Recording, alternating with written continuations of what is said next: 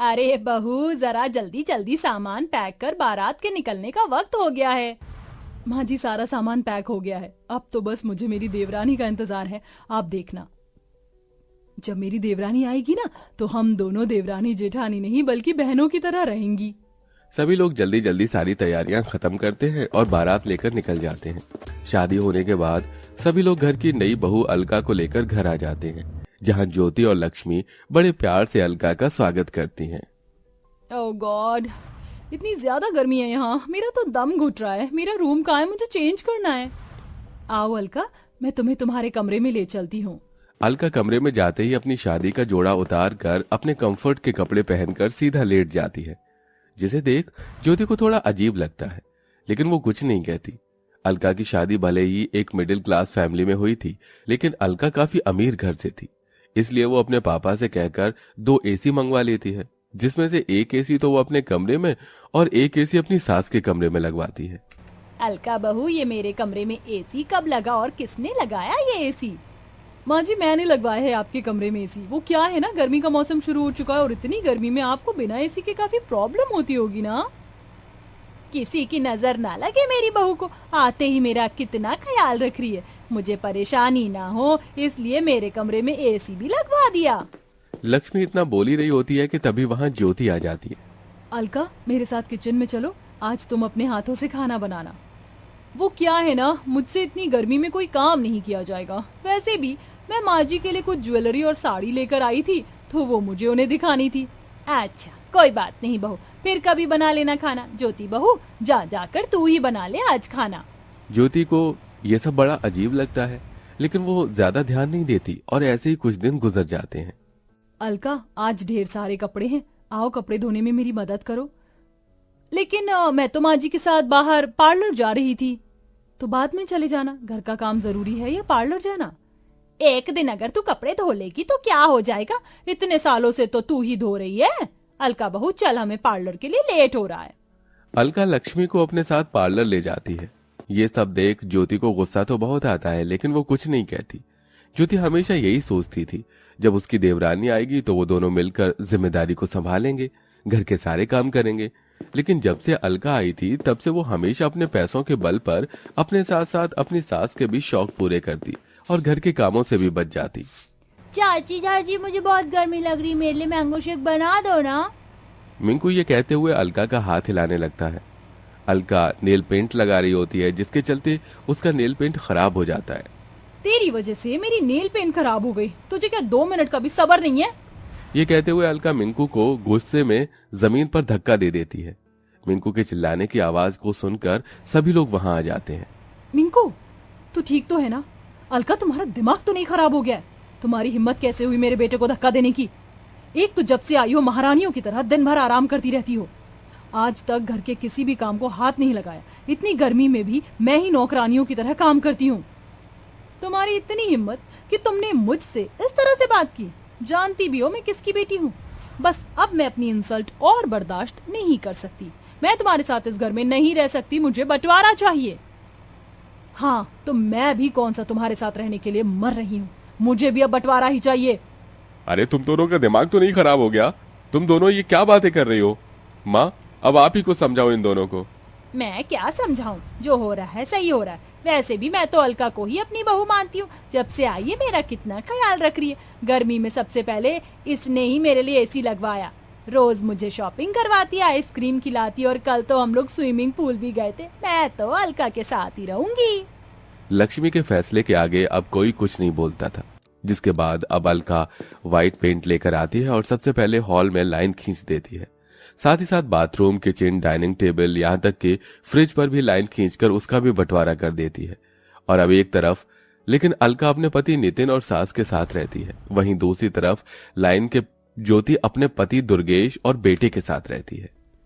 अलका बहू, बहुत भूख लग रही, जल्दी से खाना बना दे। क्या क्या कहा आपने? मैं खाना बनाऊंगी? मैंने अपने मायके में आज तक चाय तो बनाई नहीं, और आप मुझसे खाना बनाने की उम्मीद कर रही हैं। ज्यादा भूख लग रही है तो खुद जाकर बना लीजिए। अपनी बहू की बात सुन बेचारी लक्ष्मी खुद गर्मी में आकर किचन में खाना बनाने लगती है। वहीं लाइन की दूसरी तरफ ज्योति भी खाना बना रही थी। कैसी निकम्मी बहू है मेरी, इसे दिखाई नहीं दे रहा है कि इसकी बूढ़ी सास इतनी गर्मी में भी खाना बना रही है। ये नहीं आकर कुछ मदद कर दे। लक्ष्मी मन ही मन ज्योति को कोसने लगती है और खाना बनाकर वहां से चली जाती है। और ऐसे ही कुछ दिन गुजर जाते हैं। लक्ष्मी देखती है कि ज्योति लाइन के उस तरफ अच्छे से झाड़ू पोछा करके साफ सफाई कर रही है। लाइन के इस तरफ वाला घर किसी हीरे की तरह चमक रहा है, वहीं उसके वाला घर किसी कूड़ेदान की तरह लग रहा था। अलका बहू उठ जा, पूरे घर की सफाई कर दे, पूरे घर में कचरा फैला हुआ है। तू बहू है इस घर की, ये सब तेरा काम है। माँ जी, तो आप भी इस घर की बहू ही हैं। उठिए और जाकर साफ सफाई करिए। इतनी गर्मी में मैं तो इस एसी के सामने से नहीं हिलने वाली। अलका की बात सुन बेचारी लक्ष्मी खुद ही उठकर घर की सफाई करने लगती है। मेरी कमर, इस कमर दर्द और गर्मी ने तो परेशान करके रख दिया। कहाँ फंस गई मैं।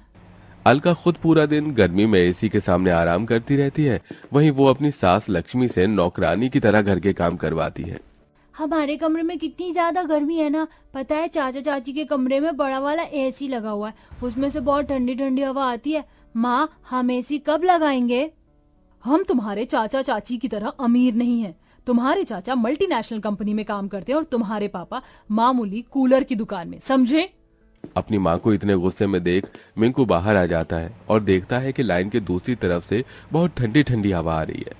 मिंकू गर्मी को बर्दाश्त नहीं कर पाता और सीधा बंटवारे की लाइन को पार करके अलका के कमरे में पहुंच जाता है। तभी अलका मिंकू को देख लेती है। तेरी हिम्मत कैसे हुई मेरे कमरे में आने की? लास्ट टाइम की मार भूल गया है क्या? भाग यहाँ से। अलका की डांट सुन मिंकू भागते हुए अपने कमरे में आ जाता है। वहीं अब बूढ़ी उम्र में इतनी मेहनत करते करते लक्ष्मी की तबीयत काफी खराब हो गई थी। कोई मेरी मदद करो, हाय मेरी कमर। माँ जी, नहीं, मैं बंटवारे की उस लाइन की तरफ नहीं जा सकती। माँ जी, मुझे माफ कर दीजिएगा, मैं मजबूर हूँ। ज्योति चाहते हुए भी लक्ष्मी की मदद नहीं कर पा रही थी। वहीं थोड़ी देर में नितिन आ जाता है और अपनी माँ को जमीन पर गिरा देख उसे जल्दी से कमरे में ले जाता है। जिसके बाद वो अलका के कमरे में जाता है और देखता है कि अलका एसी की ठंडी हवा में फोन चला रही है। ये सब देख नितिन को बहुत गुस्सा आता है और वो ज्योति से फोन छीनकर उसे जमीन पर फेंक देता है। मेरी माँ दर्द से तड़प रही है और तुम हो कि यहाँ फोन चला रही हो। अगर अब से तुमने घर के काम नहीं किए तो जिस तरह से तुम्हारा आज फोन तोड़ा है, अगली बार तुम्हारा मुंह तोड़ दूंगा, समझी? नितिन को इतने गुस्से में देख अलका काफी डर जाती है और अब अलका घर के काम में लग जाती है। ये रोटी है या इंडोनेशिया का मैप? गोल बिल ही नहीं रही है। लगता है मैंने गलती से डिटर्जेंट पाउडर की जगह ब्लीच पाउडर डाल दिया। ये सारे कलरफुल कपड़े तो विधवा हो गए। मेरी कमर, लगता है इस गर्मी में घर का बंटवारा करके मैंने अपनी जिंदगी की सबसे बड़ी गलती की है। बंटवारे की वजह से अब घर की सारी जिम्मेदारी मुझ पर आ गई है। ऊपर से इस गर्मी ने भी बुरा हाल करके रख दिया। अब मैं क्या करूं?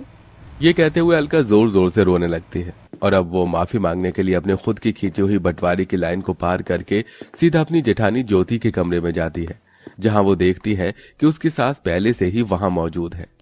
माँ जी, आप? और नहीं तो क्या करती मैं? घर की बड़ी होने के नाते मुझे इस बंटवारे को रोकना चाहिए था, लेकिन तेरी अमीरी की चकाचौंध ने तो मुझे अंधा करके रख दिया था। मैं यहाँ ज्योति बहू से माफी मांगने आई हूँ। जेठानी जी, मुझे भी माफ कर दीजिए, मुझसे बहुत बड़ी गलती हो गई। देवरानी जेठानी में घर का बंटवारा करके मैंने बहुत बड़ा पाप किया है, लेकिन अब मुझे मेरी गलती का एहसास हो गया है। नहीं, मैं तुम्हें इतनी आसानी से माफ नहीं कर सकती। भगवान के लिए हम दोनों को माफ कर दे बहू, हमसे बहुत बड़ी गलती हो गई है। माँ जी, ये आप क्या कर रही हैं? आप मेरे सामने हाथ मत जोड़िए। ज्योति अपनी सास और देवरानी को अपनी अपनी गलतियों का एहसास होता देख उन्हें माफ कर देती है।